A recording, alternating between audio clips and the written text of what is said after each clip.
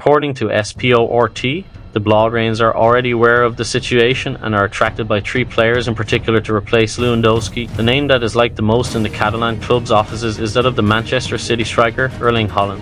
The Norwegian is one of the most highly rated strikers in Europe today. However, having a contract with the citizens till 2027, getting him from the Premier League side will be very difficult for Barcelona. In such a situation, another option that Barcelona have on their list is that of Victor Gyökeres. The Swedish forward is having a good season with Sporting Lisbon, as he has already scored 9 goals in 7 appearances.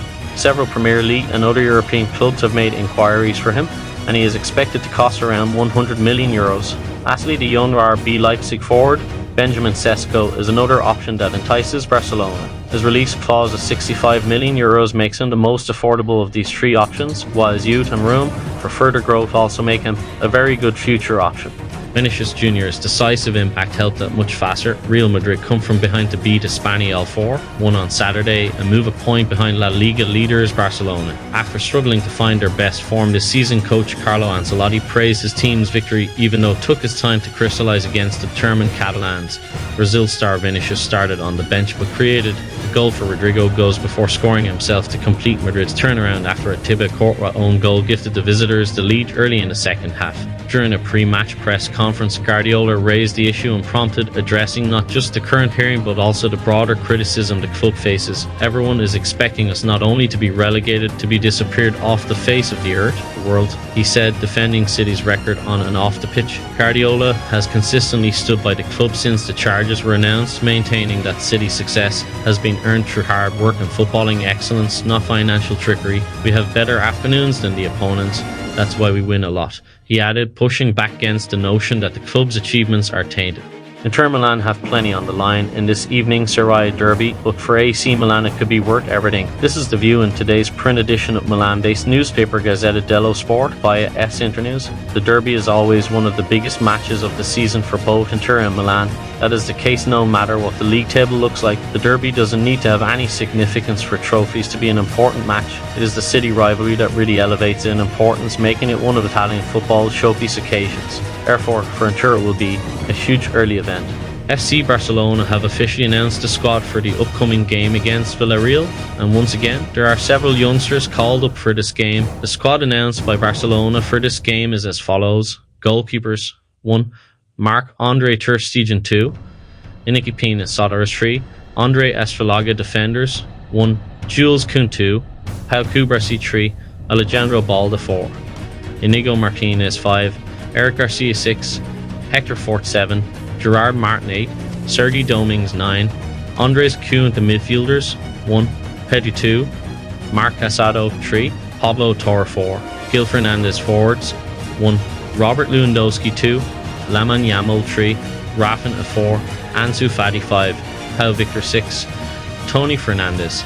Mbappe has equalled the tally of Robert Lewandowski, and both forwards have 4 La Liga goals to their name now. Both these players have already proven their ability to be the top scorers in their respective leagues. Lewandowski won the Pichichi during his first season at Barcelona and is looking to get the award back in his hands, while Mbappe has won the top scorers award for the last 6 seasons in League One, and thus will be trying to maintain his streak after joining Real Madrid last summer. The favourites currently are clearly Lewandowski and Mbappe, but they have up to 9 players who share the third position with 3 goals, including Dani Olmo, Rafinha, Lamine Yamal and Vinicius Jr. Pep Guardiola has claimed some people want Manchester City wiped off the face of the earth due to their alleged breaches of financial rules. He told reporters, during a season you can say, oh, it was a bad season. But for performances, some people say, oh, it's a disgrace, it's a disaster, it's unacceptable. No, during 90 minutes, it's one bad afternoon when they were better. But I would say, I'm sorry, I want to defend my club, especially in these modern days when everyone is expecting us not to be relegated, to be disappeared off the face of the earth, the world, that we have better afternoons than the opponents. That's why we win a lot.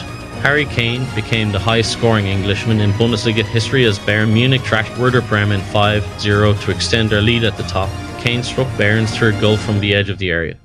His 41st and 36th league appearances for the club, after Michael Olise and Jamal Musiala had given them a 2-goal halftime lead.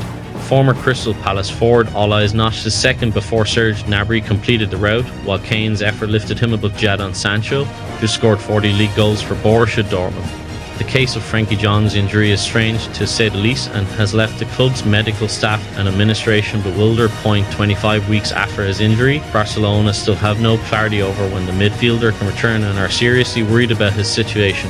The midfield star indeed returned to group training last Monday and is feeling better in the affected ankle. However, he has yet to complete a session with the group and he is still not 100% comfortable. John can make it into Barcelona's squad list to face Getafe next Wednesday, but it all depends on his sensations. As of today, there is still no clear date the club can confirm his availability. Manchester United manager Ten Hag reacted to Sky Sports pundit Jamie Redknapp's claims that there's obviously something that's happened after Rashford was dropped for the draw at Crystal Palace. Despite scoring 3 in his 2 previous games, TH said, "I heard already speculation from some pundits that is crazy. I would almost say that, as a person, you are not okay when you bring such speculation if you don't know. This has nothing to do with it. I'm very happy with Marcus, with everything." Juventus was held to a goalless draw by Napoli in Serie A on Saturday, its 3rd consecutive match to end scoreless on the domestic front. Giovanni Simone vied for the ball during the Serie A match. Juventus was held to a goalless draw by Napoli in Serie A on Saturday, its 3rd consecutive match to end scoreless on the domestic front. Juve is the only side yet to concede a goal in Europe's top 5 leagues, but now also remains goalless since the beginning of September in its domestic campaign. Thiago Motta's side was previously held to 0-0 draws against AS Roma and Empoli before getting its Champions League campaign underway with a 3-1 victory over PSV Eindhoven on Tuesday. Alphonso Davies has commented on his future at Bayern Munich amid reports linking him with a move to Real Madrid. With his contract expiring at the end of the current season, the future of Alphonso Davies remains uncertain. Bayern Munich would like to extend the left-back's contract and avoid losing him on a free transfer, but Real Madrid are also interested in signing Davies and would prefer to sign him without having to pay a transfer fee. Luka Modric took some time to reflect on Real Madrid's recent match against Espanyol during an interview on Real Madrid TV. His insights highlighted the team's performance, their current form, and the contributions of key players. The team played very well and we had a great game from start to finish. In the first half we had a bit of trouble finding the goal, but we played very well. But physicality and quality are key against teams that sit back. They scored first, but we didn't let ourselves down and we kept playing, he noted. It says a lot not to lose matches for so many days, but we have to keep going. This is due to the character, quality and commitment of the team. In addition, everyone is prepared when it is their turn to play. Those are the keys. After Maddison was criticised by Paul Merson last week, the midfielder was much more influential in forward positions against Brentford, as demonstrated by his late goal. And it wasn't just an improved performance for Maddison. Dominic Solanke also scored his first goal for the club and was effective when linking the play up top. Maddison sent an encouraging message, in particular saying, "The first of a hell of a lot of goals for you this season, my boy." And among the other responses, Destiny Udogie, Mickey Van Ven and Pedro Porro were evidently also delighted for the new £55 million signing. Zomerska has played down any injury fears over Wesley Fofana despite the defender being spotted with heavy strapping around his knee at full-time against West Ham. Fofana started the 3-0 win against the Hammers at right back with both Malo Gusto and Reece James out and Axel Disasi not performing well against Bournemouth. AS Roma Chief Executive Officer Iolina Selaku has announced her resignation. Her decision to step down comes 4 days after the sacking of head coach Daniel Rossi. Rossi's dismissal was met with anger by Roma supporters, with Selaku receiving much of the backlash. In the wake of Rossi's sacking, angry supporters had shown up at Roma's Trigoria training complex asking for Selaku's whereabouts. Graffiti also appeared in the city reading, "Where is Lina?" Multiple reports in the Italian media stated the Greek executive had been assigned a police escort following the threats. Former Liverpool defender Sepp van den Berg has slammed the Merseyside outfit for the way they treated him, even though his exit did a massive favour for Arne Slot and FSG. The £1.3 million Cillian signing was touted as a future star for Liverpool, but he turned out to be anything but, registering just 4 first-team appearances across his 5-year stay. Speaking after his departure, a disgruntled Van den Berg reflected on his time with the Reds. He told Dutch outlet Telegraph, "I wasn't looked after anymore. I felt ready. When I didn't get a chance again, I said, figure it out, I want to leave. Liverpool didn't exude confidence in me all this time, but you do want to hinder my future."